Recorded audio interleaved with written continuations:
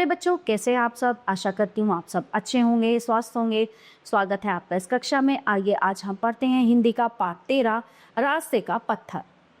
राजा प्रसेनजीत राजकाज केवल दरबार में बैठकर नहीं करता था, उसे वेश बदलकर जनता के बीच घूमना पसंद था।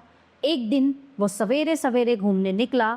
अचानक उसे रास्ते के बीचों बीच एक बड़ा सा पत्थर दिखाई दिया। काफी लोग उस रास्ते से आते जाते थे, कोई भी ठोकर खाकर गिर सकता था। न जाने ये पत्थर यहाँ कितने दिन से पड़ा हुआ था, किसी ने इसे हटाया भी नहीं। देखता हूँ कौन इसे हटाएगा, राजा ने सोचा और पास की एक घनी झाड़ी के पीछे छिप गया। थोड़ी देर बाद राजा को एक किसान अपने बैल लेकर उधर आता दिखा।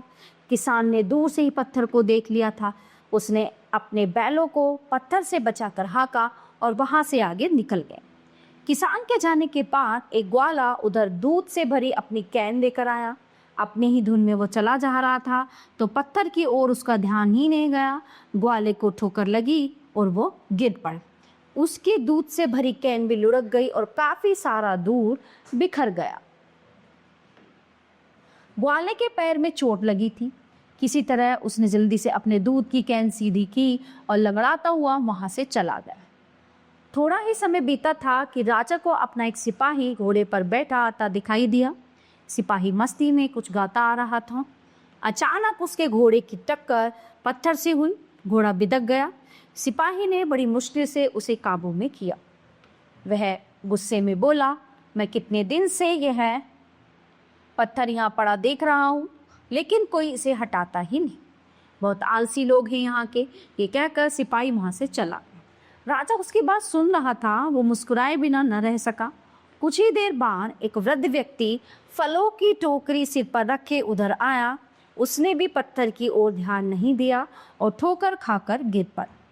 टोकरी में रखे सारे फल इधर उधर तक बिखर गए। वो बेचारा उठ भी नहीं सका और बुरी तरह करहाने लगा। राजा बाहर आकर उसकी मदद करने की सोच ही रहा था कि तभी उसे एक लड़का दौड़कर उधर आता दिखा।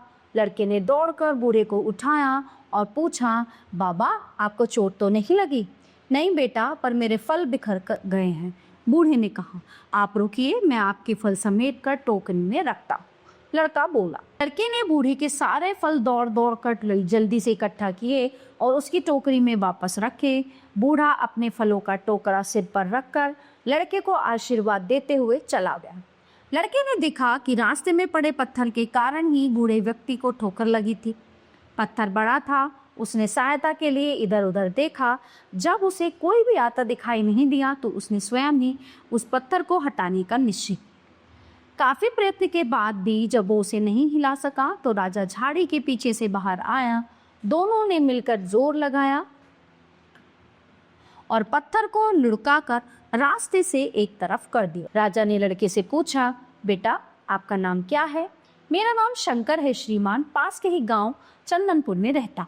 दूसरे दिन चंदनपुर में राजा अपने मंत्रियों के साथ पहुंचा और शंकर के घर जाकर रुका। उसने समस्त गांव वालों के सामने शंकर की बहुत सराहना की और उसे पुरस्कार भी दिया। शंकर के माता पिता अत्यंत प्रसन्न हुए। उसके नेक काम की वजह से उनका सीना चौड़ा हो गया था। गांव वाले भी खुश थे कि शंकर ने पूरे गांव का नाम रोशन किया। तो प्यारे बच्चों, ये पाठ यहीं पे समाप्त होता है। आशा करती हूँ आपको अच्छे से समझ आया होगा। मिलते हैं अगली कक्षा में। धन्यवाद।